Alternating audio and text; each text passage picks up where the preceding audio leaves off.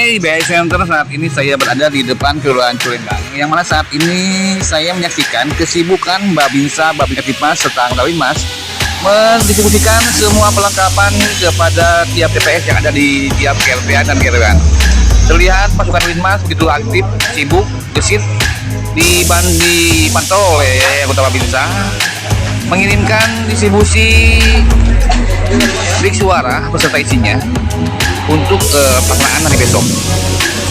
Pantauan kami di lapangan seperti ini, para anggota Binmas, Babinsa, Babinsa Tipmas mendistribusikan kertas suara kepada TPS yang berada di wilayah RT dan KRW masing-masing. Demikian, kami melaporkan di depan Kelurahan Culembang.